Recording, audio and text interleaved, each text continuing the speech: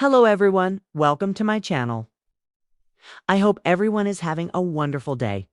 Before starting the video, please go ahead and hit the subscribe button and give this video a like up.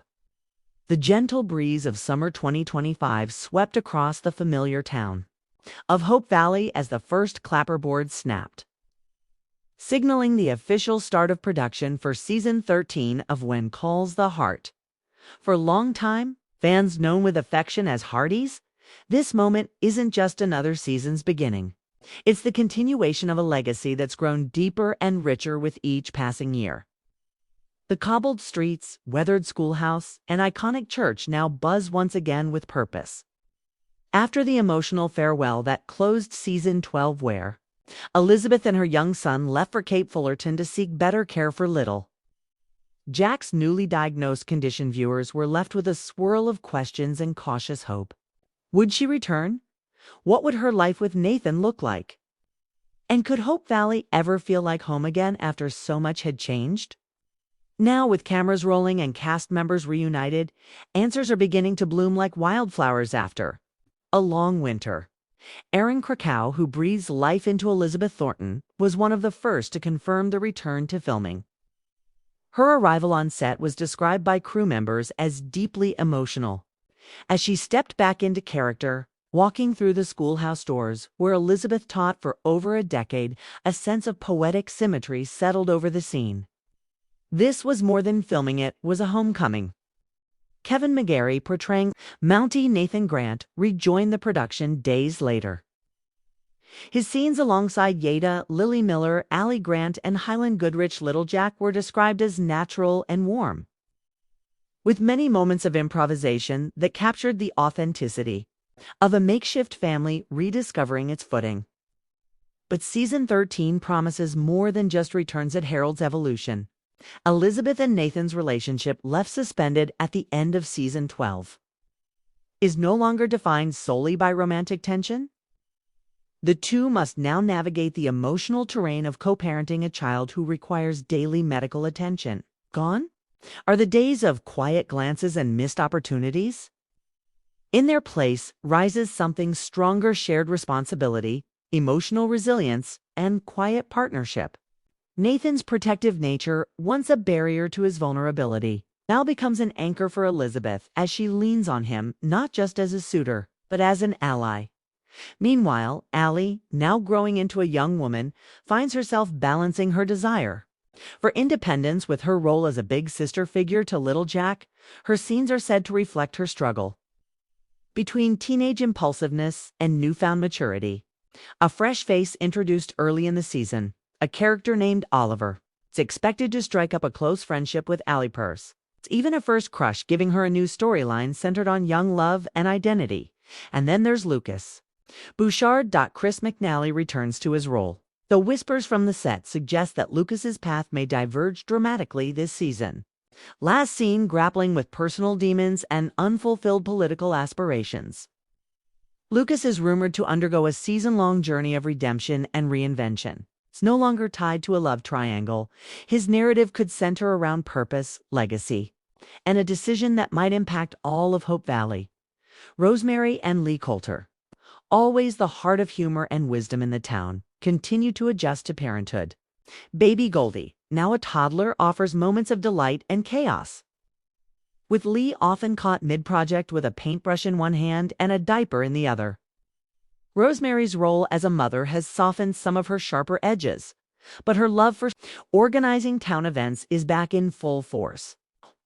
A midsummer festival is set to be one of the season's early highlights, complete with mishaps, musical numbers, and more than one interrupted kiss. Elsewhere, Dr. Faith Carter and May Sue are said to have expanded roles. Faith's clinic now takes on a new level of urgency with the town's growing population, while May finds herself in an unexpected mentorship role, guiding a new female apprentice blacksmith, a first for Hope Valley. Behind the scenes, the creative shift has brought a fresh energy to production. The new writing team, while honoring the heart and warmth of previous seasons, is reportedly unafraid to tackle deeper issues: chronic illness, female empowerment, and the struggles of modernizing in a traditional community are themes woven gently, but powerfully into the narrative. And yet, at its core, Season 13 remains unmistakably When Calls the Heart. The town remains a character in itself. From the gentle clang of the blacksmith's hammer to the smell of bread from Abigail's former cafe, now run by newcomer Madeline Quinn. Every frame is painted with the love of a community that's weathered storms together. Season 13 doesn't open with grand drama, begins with quiet grace. A returning family, a hesitant reunion, and a gentle reminder that life's truest journeys aren't always the loudest ones. One particularly moving scene early in the season involves Elizabeth sitting alone in the church, reading a letter from her late husband Jack. It's a quiet moment, no sweeping music. No dialogue, just Elizabeth, the weight of years behind her, and the strength to look forward.